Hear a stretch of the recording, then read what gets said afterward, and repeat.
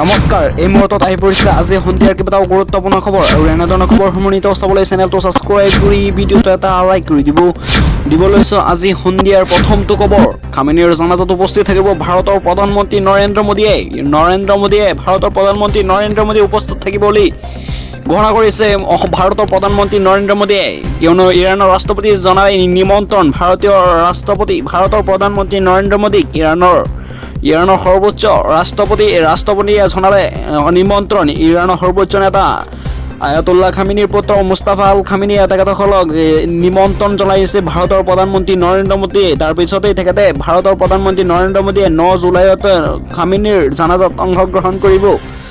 দিবলৈ অন্য এটা গুৰুত্বপূৰ্ণ খবৰ মহানগৰীত ভয়ংকৰ পৰিস্থিতি সৃষ্টি হৈছে মুছলমানক হিন্দুৰ অম্বুবাচী মেলাত কামাখ্যা মন্দিৰৰ অম্বুবাচী মেলাত মুছলিমৰ হৈ সেন্দুৰ বিক্ৰী কৰি আছে এনেধৰণৰ আছে তহঁতৰ পৰা সেন্দুৰ নি আমি পূজা কৰিম নেকি এনেধৰণৰ মন্তব্য কৰিছে এগৰাকী যুৱতীয়ে কৈছে যে মুছলিম হৈ সেন্দুৰ কিয় বিক্ৰী কৰি আছ তহঁতৰ পৰা সেন্দুৰ নি আমি পূজা কৰিম নেকি এনেধৰণৰ মন্তব্য কৰিছে আৰু কামাখ্যা ধামত মিয়াৰ পূজাৰ সামগ্ৰীৰ দোকান এনেধৰণৰ মন্তব্য কৰিছে খেদা হ'ল অম্বুবাচী মেলাত পূজাৰ সামগ্ৰীৰ দোকান দিয়া মিয়াসকলক উচতনিমূলক তেখেতসকলক খেদিছে কিয়নো তেখেতসকলে হিন্দুৰ অন্যান্য সামগ্ৰীসমূহ বিক্ৰী কৰে হাতৰ তেখেতসকলে সেন্দুৰ লগাই কপালত তাৰপিছত মিয়া মুছলমানসকলে তেখেতসকলে অম্বুবাচী মেলাত কামাখ্যা মন্দিৰৰ সন্মুখত এইবোৰ সেন্দুৰ বিক্ৰী কৰাক লৈ তীব্ৰ চাঞ্চল্যকৰ সৃষ্টি হৈছে কিয়নো হিন্দু যুৱকসকলে তেখেতসকলৰ পৰা মুছলমানসকলৰ পৰা তেখেতসকলে হিন্দুৰ কিনিলে অপবিত্ৰ হৈ যাব বুলি মন্তব্য কৰিছে। দিবলৈ অন্য এটা খবৰ খৰকটীয়া ভ্ৰমণসূচী আৰু লজিষ্টিক ইছ্যুছৰ ভাৱে অসমলৈ নাহে জাপানৰ প্ৰধানমন্ত্ৰী চানাই টাকাইচি বৰ্তমান ভাৰতলৈ অসমলৈ নাহে খৰকটীয়া ভ্ৰমণসূচীৰ ভাৱে তেখেতসকলে খৰকটীয়া অন্যান্য ইছ্যুবোৰ দিছিল কিয়নো জুবিনৰ ফটো মুচি দিয়াৰ বাবে বহুতে মন্তব্য উৰাবাতৰি সৃষ্টি কৰিছিল কিন্তু সেয়া নহয় তেখেতসকলৰ মেইন আচল কাৰণটো আছিল খৰকটীয়া ভ্ৰমণসূচী আৰু লজিষ্টিক ইছ্যুছৰ ভাৱে অসমলৈ নাহে জাপানৰ প্ৰধানমন্ত্ৰী চানাই টাকাইচি জাপানত সংসদৰ অধিৱেশনত চলি থকাৰ বাবে ভ্ৰমণসূচীত সালসলনি কৰিছে 1 পৰা 3 জুলাইত দিল্লীত অনুষ্ঠিত হ'ব ভাৰত জাপানৰ চামিট 1 পৰা 3 জুলাইত দিল্লীত হ'ব তেখেতসকলৰ চাৰ্চিট তেখেতসকলে দিল্লীত 1 পৰা 3 জুলাইত জাপানৰ প্ৰধানমন্ত্ৰী ভাৰতত আহিব। দিবলৈ অন্য এটা খবৰ চৰকাৰে অধিক সন্তান জন্ম দিয়া লোকক পদোন্নতি আৰু পুৰস্কাৰ দিয়াৰ ব্যৱস্থা কৰক এনেধৰণৰ মন্তব্য কৰিছে ইউডিএফ প্ৰধান বদৰুদ্দিন আজমল বিন্দাকান্দি সমষ্টিৰ বিধায়ক বদৰুদ্দিন আজমলে কৈছে যে চৰকাৰে অধিক সন্তান জন্ম দিয়া লোকক পদোন্নতি আৰু পুৰস্কাৰ দিয়াৰ ব্যৱস্থা কৰক দ্ৰুতগতিত জনসংখ্যা হ্ৰাস পোৱাৰ পৰা বাচিবলৈ এইটো কাম কৰিবই লাগিব এনেধৰণৰ মন্তব্য কৰিছে বদৰুদ্দিন আজমলে কৈছে চৰকাৰে অধিক সন্তান যিসকলে জন্ম দিয়ে তেখেতসকলক পুৰস্কাৰ আৰু পদোন্নতিৰ ভাৱে ব্যৱস্থা কৰিব লাগে জনসংখ্যা হ্ৰাস পোৱাৰ পৰা বাচিবলৈ হ'লে এনেধৰণৰ পদক্ষেপ গ্ৰহণ কৰিব লাগিব বুলি মন্তব্য কৰিছে। দিবলৈ অন্য এটা খবৰ জুবিন গাৰ্গৰ হত্যাৰ গোচৰত ভয়ংকৰ তথ্য পোহৰলৈ আহিছে জুবিন গাৰ্গৰ টকা আত্মসাৎ কৰিছিল মেনেজাৰ সিদ্ধাৰ্থ শৰ্মাই জুবিন গাৰ্গৰ যিবোৰ অনুষ্ঠান আছিল সকলোবোৰ টকা তেখেতে গতি লৈছিল আৰু জুবিন গাৰ্গৰ একাউণ্টত আছে মাত্ৰ 9 লাখ টকা আছে জুবিন গাৰ্গৰ একাউণ্টত আৰু বিপৰীতে সিদ্ধাৰ্থ শৰ্মাৰ একাউণ্টত আছে বৰ্তমান কোটি টকা আছে সিদ্ধাৰ্থ শৰ্মাৰ জুবিন গাৰ্গৰ মেনেজাৰৰ একাউণ্টত আছে কোটি টকা কিন্তু জুবিন গাৰ্গৰ একাউণ্টত মাত্ৰ 9 লাখ টকাহে আছে বিহু কমিটিয়ে জুবিনক দিয়া ধন হৰলুকি কৰিছিল সিদ্ধাৰ্থই যোৱা বছৰত বিহু কমিটিয়ে দিয়া 32 লাখ টকা আত্মসাৎ কৰিছিল সিদ্ধাৰ্থ শৰ্মাই সিদ্ধাৰ্থৰ গোচৰৰ শুনানি অসমৰ বাহিৰত চলাবলৈ এচিত আবেদন কৰিছে গৰিমা গাৰ্গক জুবিনৰ বন্ধ হৈ থকা একাউণ্টৰ ধন ব্যৱহাৰত অনুমতি দিছে এচিৰ ব্যৱহাৰ কৰিবলৈ অনুমতি দিছে গুৱাহাটী হাইকোৰ্টে দিছে অনুমতি।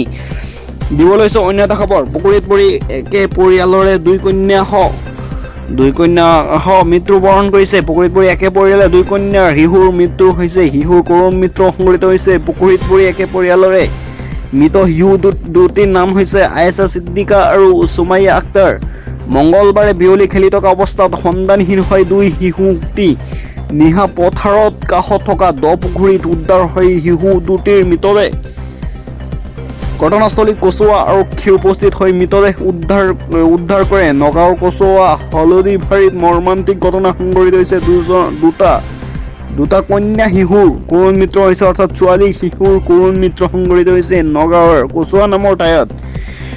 দিবলৈ হৈছে অন্য এটা খবৰ, 10,000 বাংলাদেশী অনুপ্ৰৱেশকাৰী কেতিয়া এলৈকে খেদিছোঁ, এনেদৰে মন্তব্য কৰিছে পশ্চিমবংগৰ মুখ্যমন্ত্ৰী শুভেন্দু অধিকাৰীয়ে। শুভেন্দু অধিকাৰীয়ে মন্তব্য কৰিছে যে বৰ্তমান মুখ্যমন্ত্ৰী হোৱাৰ পৰা মই 10,000 বাংলাদেশীক অনুপ্ৰৱেশকাৰীক এতিয়ালৈকে খেদিছোঁ। 17,000 বাংলাদেশী নাগৰিক আমি 12 স্থানত চৰকাৰৰ নিৰীক্ষণত আবদ্ধ কৰি ৰাখিছোঁ, অৰ্থাৎ 12 স্থানত চৰকাৰৰ নিৰীক্ষণত আবদ্ধ কৰি ৰাখিছে 18,000 বাংলাদেশীক। এইখন দেশ ভাৰতীয়ৰ বাবে, এইখন বাংলাদেশীৰ বাবে নহয়। ইয়াত ভাৰতীয়সকলে সুৰক্ষা লাভ কৰিব, বাংলাদেশীসকলে কোনো সুৰক্ষা দিয়া নহ'ব, এনেদৰে মন্তব্য কৰিছে। ইয়াত অবৈধভাৱে থকা কোনো নাগৰিক সুৰক্ষা দিয়া নহ'ব। পশ্চিমবংগৰ বিধানসভাত মুখ্যমন্ত্ৰী শুভেন্দু অধিকাৰীয়ে এনেদৰে মন্তব্য কৰিছে।